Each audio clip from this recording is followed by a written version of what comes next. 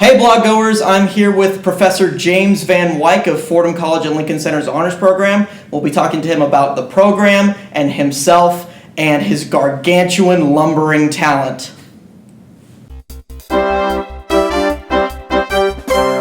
Hey everybody, my name is Chandler Dean. I'm a sophomore in FCLC's Honors Program, and I'm here with one of our beloved professors, Mr. James Van Wyck. Thank you for doing this interview. So, let's get started. Give me an elevator pitch for Fordham's Honors Program. I would say it's about people, it's about location, and it's about cohesion. So I'll start with people. First of all, you can't apply to the Honors Program, as you know. It's by invitation only, and we take about 16 to 18 students a year. They come from all over the United States. They're purposely selected. This isn't haphazard selection. The class balance, I think, is very important in the admissions process.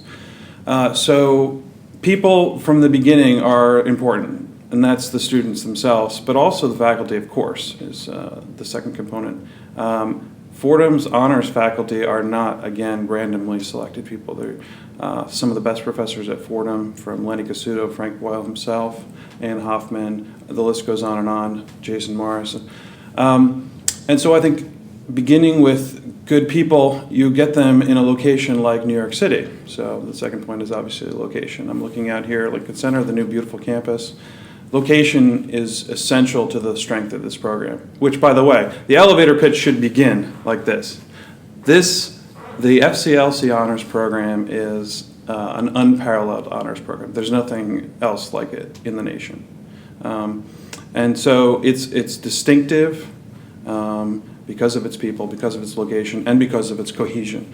Cohesion begins, I think, with the curriculum. The curriculum is not, other honors programs do a lot of other good things, but what Fordham's honors program does here at Lincoln Center especially well is it takes you through a curriculum that's purposeful and that creates cohesion not only at the curricular level but also at the community level.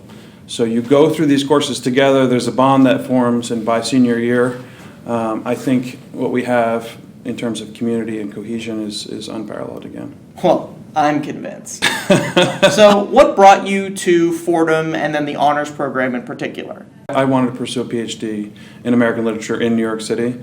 And actually, I came to Fordham because I read a couple of articles by Maria Farland in the English department, Leonard Cassuto, and Glenn Hendler. And not surprisingly, they make up my PhD dissertation committee. Lenny Cassuto is the chair, Maria Farland and Glenn Hendler are both readers.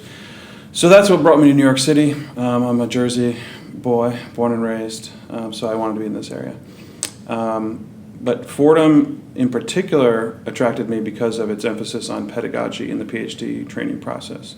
So a lot of schools, I don't know if you know this, but if you had chosen, let's say, X state university, I don't want to throw anybody under the bus. Sure. You would have arrived on campus, and a lot of your first semester, first year, first 3 semesters, even perhaps your first couple of years would have been taught by low-paid adjuncts and or PhD students who are working right out of the gate with no training. The only skills they have are those gained in maybe a 2-week training program over the summer. Fordham trains us for 2 years to become good teachers, or to help us to become good teachers. So the pedagogy emphasis was very important to me. Pedagogy, teaching is very important to me. And so that's probably the second reason. So again, people and curriculum. What brought me to the honors program is I had a class with Frank Boyle, Professor Frank Boyle, who's the director of the honors program. And there was a need about a couple weeks before the semester started, and I was actually, this is going to sound really weird, but I was actually down the shore. I was on the Jersey shore, and I got a call and said, how would you like to teach in the honors program? And I said, yes. I had no idea what I was getting myself into, and that was 3 years ago, and I think it's had a positive impact on my career, and I hope I've helped to shape this program in small ways. So what did you get yourself into? What role have you played in FCLC's honors program the past few years? It's been an evolving role. The first year I was trying to keep my head above water, not make a fool of myself, not fall down in front of the class, which I actually did when I was a TA, by the way. So the first year I taught the honors writing course in the fall semester, and that was all I knew I was going to teach. And then I was I don't remember how it happened, but I either convinced Frank Boyle that because I had taken public speaking courses, because I liked talking and thinking about public speaking and rhetoric, that I could do the spring component. And so I spent the whole winter break drawing up plans for a class that was going to involve a lot of reading and writing about public speaking. And a couple days before the class started, I realized this was wrong-headed, I mean. So I scrapped the plans and I made it very practical. Everybody came to class almost every other week to deliver a speech. And I realized because we had the community established in the first semester that people would feel more comfortable than they would have if they were just coming into a course without knowing anyone. So we had the dynamic where we all kind of trusted each other. And the first semester I taught this course, we had somebody sing during one of our speeches. We had somebody cry. Well, many people cry. People do some really personal speeches, but also impassioned pleas for political action. And that really set the tone for the next 2 years in that course in particular. So you've been through 3 cycles of students now at FCLC's Honors Program, and I was wondering what has impressed you the most about the student body of FCLC's Honors Program? That's a good question. Other than me. Other than you. So I won't talk about students who are valedictorians and stand-up comedians. I won't talk about that at all, or award-winning filmmakers. So that's off the table. Yes, by the way, look that up. There's a rhetorical device, and there's a name for what I just did.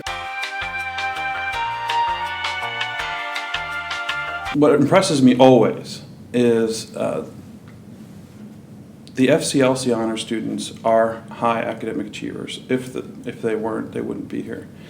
But they've almost always got three strong areas of skill. So you've got we've got a senior right now, for example, who's a computer science major, who wrote one of the best essays in the Honors English course his freshman year. Plays jazz at Lincoln Center, the Lincoln Center, and has had these amazing internships from IBM to Sprint, and is working on websites on his own. So that kind of breadth of skill and talent, ranging from computer science to English to jazz to entrepreneurial skills, I think it's fabulous. And that's just one example. There's many more. We have people here play music all over the city, perform all over the city. And so it's that mix of academic and creative talent, I think, that always excites me when I walk into the class. Last but not least, what are you up to now, and do you have anything to plug? This year I'm an alumni dissertation fellow. It's what they call a distinguished fellowship. So what I do is I stay at home, do research, travel to, last week I was at Duke. I'll be going to a little school in Cambridge, Massachusetts, not too long from now. Be traveling down to Baylor. I just finished an exhibit at Drew University, gave a talk there, a lecture there. I just placed an article in the New England Quarterly, so if you want to check that out, I actually have a copy for you. I continue to write for Inside Higher Ed. Had an article come out in the Chronicle of Higher Education not too long ago. So yeah, my research continues apace, and so does my kind of advocacy for higher education. One of the things I'm excited about is my advisor, Lenny Casuto, just published a book on graduate education. It's called The Graduate School Mess, and I'll be introducing him and Professor Andrew Dobenko from Columbia, who I also had a course with not too long ago, at an event at Book Culture on October 11th. So it's moderating those kind of events. I'm also speaking at Drew University on the future of history, PhD education, moderating a roundtable there. That comes up, I think, in 2016, early 2016. So a lot going on, but I do miss teaching, to be honest with you. Thank you very much. James Van Wyck, distinguished human being.